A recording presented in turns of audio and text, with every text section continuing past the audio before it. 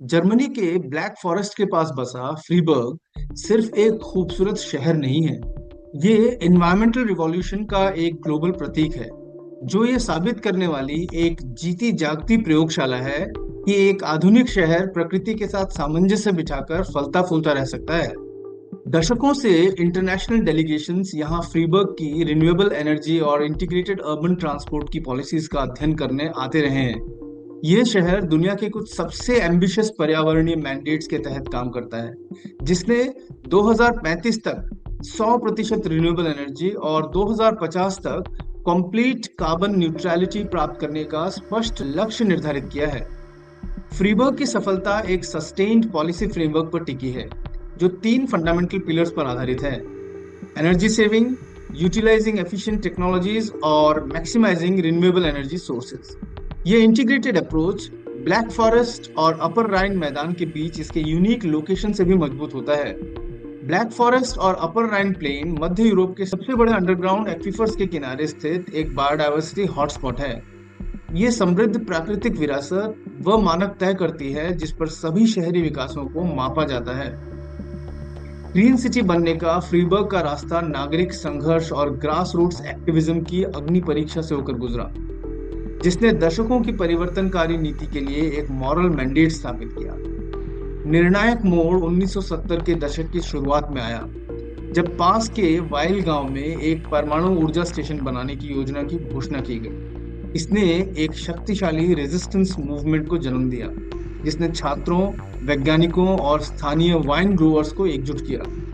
फरवरी 1975 को लगभग 28,000 लोगों के विशाल प्रदर्शन के बाद निर्माण स्थल पर कब्जा कर लिया गया। सिविल डिसोबीडियंस के इस निरंतर कार्य के कारण अंततः 1983 में परियोजना को रोक दिया गया। इस जीत ने पॉलिटिकल लैंडस्केप को मौलिक रूप से बदल दिया, जिससे जर्मनी के राष्ट्रीय एनर्जी ट्रांजिशन आंदोलन को सीधे बल मिला और नॉन न्यूक्लियर व नॉन फॉसिल फ्यूल ऑल्टरनेटिव्स की तलाश करने का गहरा स्थानीय दृढ़ संकल्प पैदा हुआ। राजनीति और शहरी नियोजन का मोड़ ऊर्जा चेतना में बदलाव अर्बन प्लानिंग में एक क्रांतिकारी कदम के साथ मेल खाया। 1969 में बढ़ते ट्रैफिक कंजेशन का सामना करते हुए शहर प्रशासन ने जनरल अर्बन ट्रांसपोर्ट पॉलिसी के माध्यम से अपनी कार सेंट्रिक विकास दिशा को उलटने का महत्वपूर्ण निर्णय लिया। इस निश्चित नीति ने मौजूदा ट्राम नेटवर्क को बनाए रखने और विस्तार करने को प्राथमिकता दी और महत्वपूर्ण रूप से ट्रांसपोर्ट प्लानिंग को सीधे लैंड यूज प्लानिंग के साथ एकीकृत किया। इस दूरदर्शिता ने सुनिश्चित किया कि सस्टेनेबिलिटी को शहर की मुख्य संरचना में ही शामिल कर लिया गया था। पॉलिटिकल कमिटमेंट को कंटिन्यूटी से सुरक्षित किया गया, जिसमें ग्रीन पार्टी के मेयर का चुनाव और पुनः चुनाव शामिल था, जिसने integrated multi decade planning efforts के लिए आवश्यक स्थिरता प्रदान की। यूरोप के सोलर सिटी के रूप में फ्रीबर्ग की स्थिति डिसेंट्रलाइज रिन्यूएबल पावर जनरेशन के प्रति एक फंक्शनल कमिटमेंट को दर्शाती है। फ्रीबर्ग ने बड़े पैमाने पर सोलर टेक्नोलॉजी को लागू किया है, जिसमें छतों और प्रॉपर्टीज पर 1.5 लाख स्क्वायर मीटर के सोलर इंस्टॉलेशन लगे हुए हैं, जो प्रतिवर्ष 10 मिलियन किलोवाट आवर से अधिक का उत्पादन करते हैं। आर्किटेक्ट रॉल्फ डिश ने एंटी न्यूक्लियर फाइट से प्रेरित होकर हेलियोट्रोप को डिजाइन किया, जिसे दुनिया के सबसे आधुनिक जीरो एनर्जी होम्स में से एक माना जाता है, जो रोजाना सूर्य का पीछा करने के लिए घूमता है और जितनी ऊर्जा खपत करता है उससे 5 गुना अधिक उत्पादन करता है। इससे सीधे प्लस एनर्जी बिल्डिंग्स की अवधारणा का जन्म हुआ, जिसे वॉबार्न डिस्ट्रिक्ट की सोलर सेटलमेंट और आइकॉनिक सनशिप में साकार किया गया। ये इमारतें अतिरिक्त ऊर्जा उत्पन्न करती हैं, जिसे निवासी मुनाफे के लिए वापस ग्रिड को बेचते हैं या उनके यूटिलिटी बिल कम हो जाते हैं। फोटोवोल्टाइक पैनलों से परे फ्रीबर्ग डाइवर्सिफाइड रिन्यूएबल सोर्सेज के मिश्रण के माध्यम से एनर्जी रेजिलियंस सुनिश्चित करता है। बायोमास एनर्जी वर्तमान शहर के रिन्यूएबल इलेक्ट्रिसिटी जनरेशन का सबसे बड़ा हिस्सा है, जो हाईली एफिशिएंट संयंत्रों में संचालित होती है। उदाहरण के लिए वोबान शहर एक इंटीग्रेटेड वेस्ट मैनेजमेंट कंसेप्ट का उपयोग करता है, जहां 1997 से अलग से एकत्रित किए गए ऑर्गेनिक वेस्ट को संयंत्रों में भेजा जाता है, ताकि इसे बायोगैस और कंपोस्ट में परिवर्तित किया जा सके, जिससे ऊर्जा जरूरतों और वेस्ट रिडक्शन दोनों को एक साथ संबोधित किया जा सके। फ्रीबर्ग की सफल मोबिलिटी ट्रांसफॉर्मेशन उसकी लॉन्ग टर्म इंटीग्रेटेड स्ट्रेटेजी से उपजा है। कारों के उपयोग को सक्रिय रूप से प्रतिबंधित करना और साथ ही प्रभावी hyper convenient public transport alternative प्रदान करना। मुख्य रणनीति ट्रांजिट ओरिएंटेड डेवलपमेंट या टीओडी है, जो ये निर्धारित करती है कि सभी नए शहरी विकास का मौजूदा या प्लान्ड पब्लिक ट्रांसपोर्ट कॉरिडोर्स के साथ केंद्रित किया जाना चाहिए, ताकि दैनिक कार्यों के लिए शायद ही कभी कार की आवश्यकता हो। बुनियादी ढांचा इस प्राथमिकता को दर्शाता है। सैकड़ों किलोमीटर साइकिल पाथ्स और इलेक्ट्रिक ट्राम सीन पर हावी हैं। ऐतिहासिक सिटी सेंटर मुख्य रूप से पैदल चलने वालों और कम यातायात आवाजाही के लिए आरक्षित है।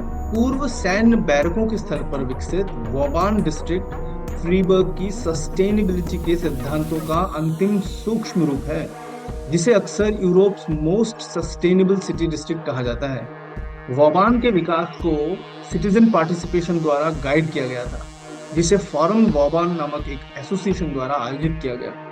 ये bottom up approach high ecological standards और सह निर्माण समूहों के निर्माण का कारण बना। महत्वपूर्ण रूप से शहर ने कम्युनिटी लेड इनिशिएटिव्स को सुविधाजनक बनाने के लिए निर्माण चरण की शुरुआत में जमीन दे दी, ये प्रदर्शित करते हुए कि सोशल कैपिटल को तत्काल फाइनेंशियल गेन से ऊपर प्राथमिकता दी गई थी। वोबान फ्रीबर्ग के एनर्जी गोल्स के लिए प्रैक्टिकल डेमोन्स्ट्रेशन साइट हैं। सभी घर या तो पैसिव हाउस या सोलर सेटलमेंट के मामले में प्लस एनर्जी स्टैंडर्ड पर बनाए गए थे, जिससे निवासी एनर्जी जनरेटर्स में बदल गए। ये समुदाय वस्तुतः कार मुक्त भी है। जिन निवासियों के पास वाहन हैं, उन्हें जिले की परिधि में स्थित सामुदायिक गैरेज में पार्किंग की जगह खरीदनी होगी, और कार मुक्त परिवारों को इन गैरेजों की लागत को सब्सिडी देने की आवश्यकता नहीं है। सीधे परिणाम के रूप में वोबान के 70% निवासी बिना कार के रहते हैं। ये सफलता सार्वजनिक स्थानों को सुरक्षित खेल के मैदानों और सामाजिक क्षेत्रों में बदल देती है, जिससे कम्युनिटी इंटीग्रेशन को बढ़ावा मिलता है। फ्रीबर्ग की सस्टेनेबिलिटी नीति अर्थव्यवस्था और फ्यूचर ओरिएंटेड रिसर्च के क्षेत्रों तक फैला हुआ है।